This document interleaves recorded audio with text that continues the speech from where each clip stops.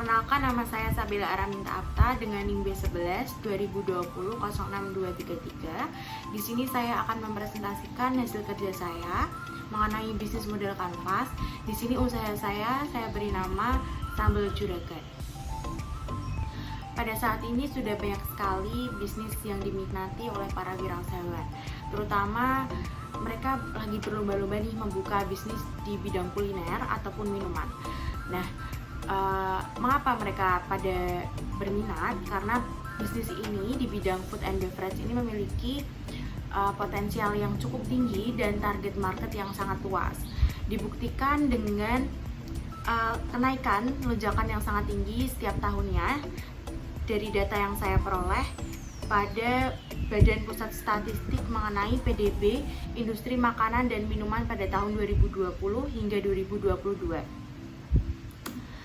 Terlihat pada gambar tersebut, PDB industri makanan dan minuman sangat naik setiap tahunnya, kecuali pada tahun 2021, yaitu pada saat COVID-19. Tetapi pada tahun 2022 mengalami kelonjakan kembali. Maka dari itu dapat dibuktikan juga dari data tersebut bahwa bisnis di bidang makanan dan minuman itu sangat banyak sekali peminatnya. Dalam membangun suatu bisnis, kita harus dapat melakukan perencanaan yang matang dan juga persiapan yang terencana. Ketika semua itu sudah terlakukan, maka bisnis itu siap untuk dijalankan. Maka dari itu, sebelum membuat suatu bisnis, alangkah lebih baiknya kita membuat bisnis model kanvas. Bisnis ini khususnya untuk mereka yang baru saja merintis suatu usaha. Model bisnis yang satu ini umumnya digunakan oleh para pengusaha yang baru saja mengembangkan usahanya supaya lebih efisien untuk menjangkau target pasar. Pada awalnya, bisnis model kanvas dikenalkan pada tahun 2005 oleh seorang entrepreneur asal Swiss yang bernama Alexander Osterwalder dalam bukunya yang berjudul Business Model Generation. Di dalamnya, ia menerangkan mengenai framework sederhana yang mempresentasikan elemen-elemen yang ada di dalam model bisnis. Dalam bisnis model kanvas ini terdapat beberapa elemen. Ada 9 elemen yang ada di dalamnya, yaitu yang pertama ada customer segment, yang kedua ada value proposition, yang ketiga ada channel, yang keempat ada customer relation, yang kelima ada revenue streams, yang keenam ada key research, yang ketujuh ada key activities, yang kedelapan ada key partner, dan yang kesembilan ada cost structure. Lalu yang berikutnya ada tips cara membuat bisnis model kanvas. Yang pertama ada analisa kompetitor. Yang kedua, mengurutkan elemen secara sistematis. Yang ketiga, hubungkan tiap elemennya. Yang keempat, fokus pada kondisi saat ini.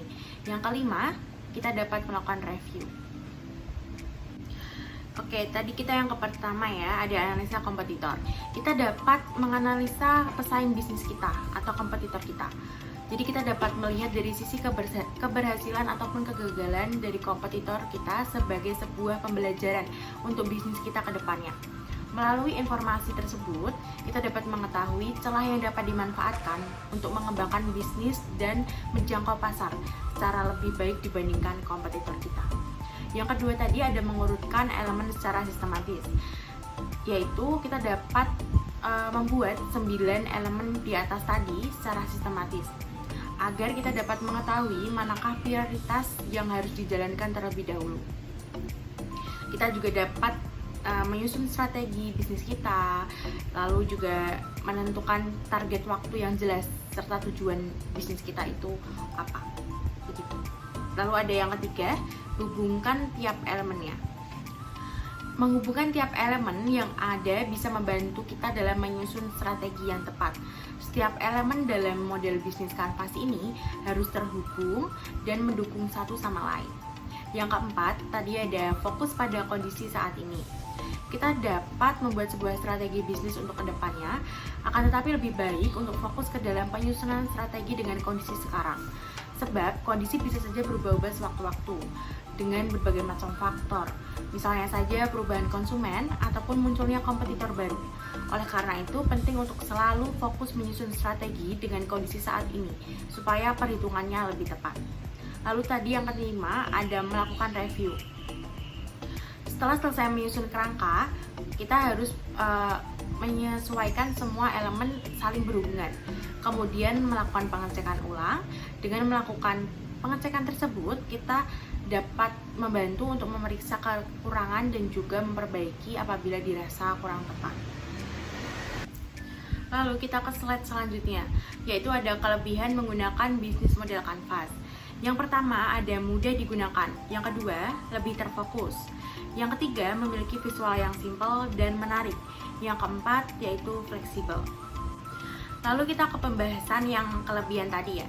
Mudah digunakan. Bisnis model kanvas ini merupakan alat yang sederhana dan mudah dipahami oleh kita-kita semua nih yang baru terjun ke dunia bisnis dalam membuat perencanaan bisnis kita.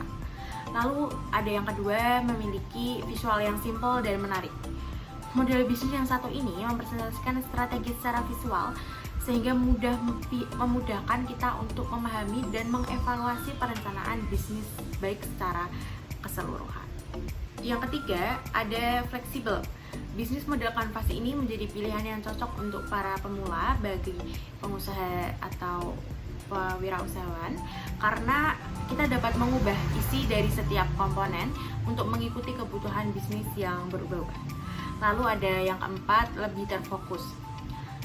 Bisnis model kanvas ini terdapat 9 blok atau komponen elemen yang dapat membantu menyederhanakan proses perencanaan bisnis dengan lebih fokus, jelas, dan terarah dengan baik. Lalu slide selanjutnya, ada kekurangan menggunakan bisnis model kanvas. Yang pertama, terbatas. Yang kedua, belum tentu cocok untuk semua jenis bisnis. Oke, untuk pembahasannya, yang pertama tadi terbatas, karena hanya mencakup 9 blok atau 9 elemen saja yang mewakili komponen utama. Bisnis kanvas ini tidak memiliki beberapa aspek pendukung yang lain, yang justru bisa jadi pelengkap agar bisnis kita berjalan dengan lebih efisien. Yang kedua, belum tentu cocok untuk semua jenis bisnis.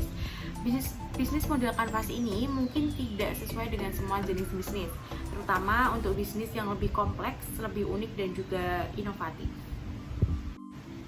Lalu selanjutnya, ada jenis usaha yang ingin saya buat di sini, yaitu saya beri nama sambal juragan. Nah, di sambal juragan ini memiliki 2 varian, yaitu ada snack huha dan juga ada sambal huha. Nah, di snack huha ini ada makaroni kering, ada usus kering, dan basreng. Dan di snack huha ini kita dapat memilih beberapa varian rasa seperti balado, jagung, dan juga cabai kering. Nah, di snack huha ini kita bisa memilih level juga dari level 1 sampai level 3 tingkat kepedasannya. Nah, lalu pada sambal huha ini ada 3 macam. Kita bisa memilih sambal tongkol, sambal teri, ataupun sambal cumi.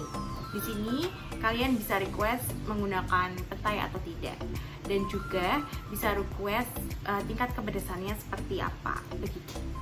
Nah, selanjutnya kita ke slide bisnis model kanvas yang sudah saya buat ya dalam usaha saya. Bisa dilihat di gambar. Yang pertama ada key partner ya.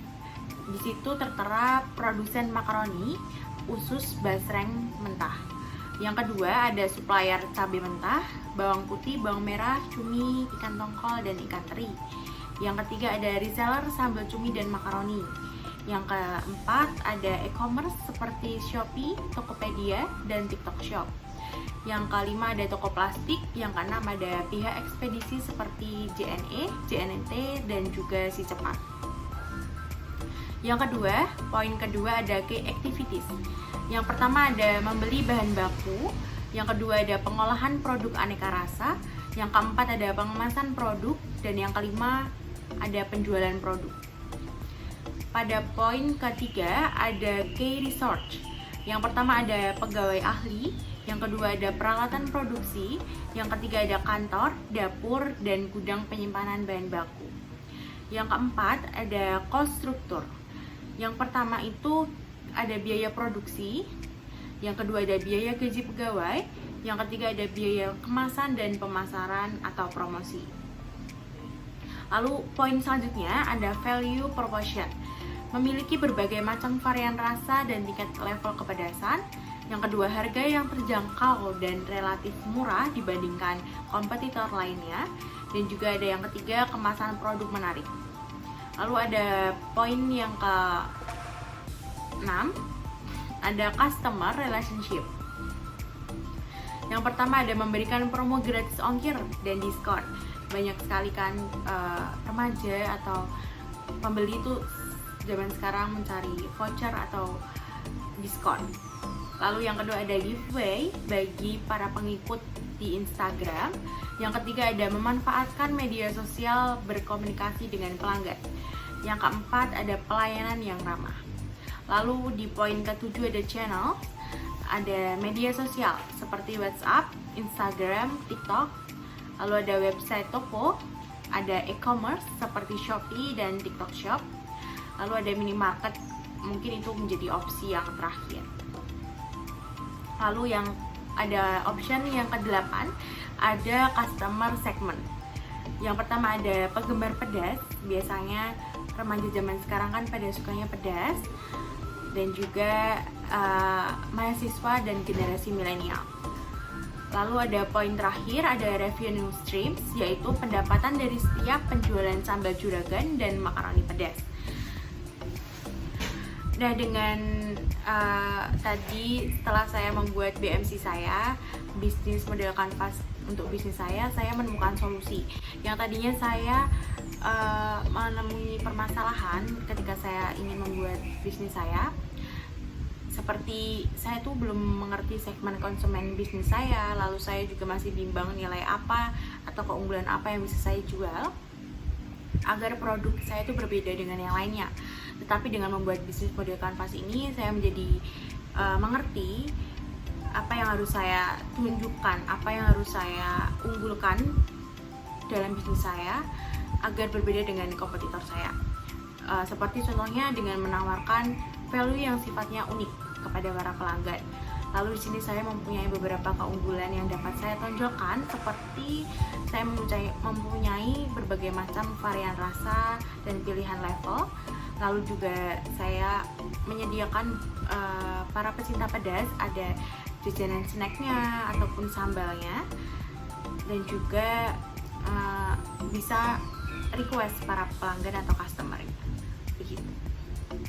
Lalu kita lanjut pada slide selanjutnya, ada tujuan laporan yang saya buat, yaitu yang pertama agar membantu menyusun perencanaan bisnis mulai dari sumber pendanaan bisnis, bagaimana membuat produk, hingga bagaimana cara menjual produk ke target pasar.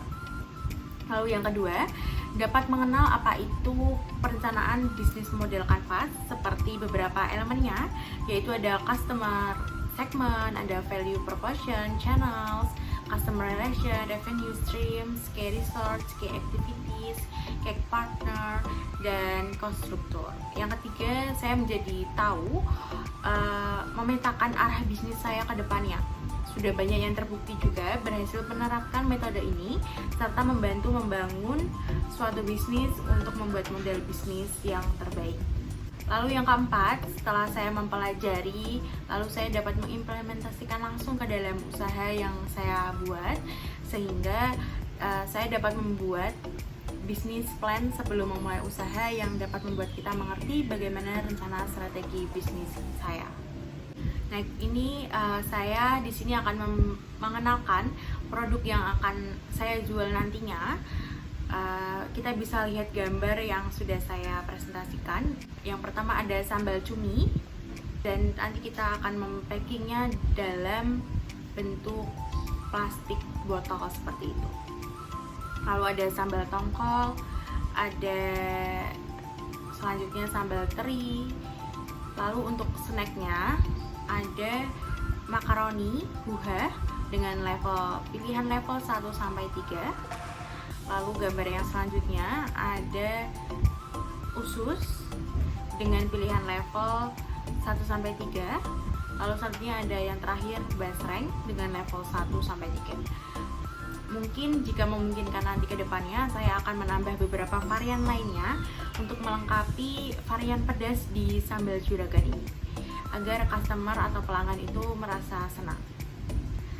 Sekian presentasi dari saya. Wassalamualaikum warahmatullahi wabarakatuh. Terima kasih.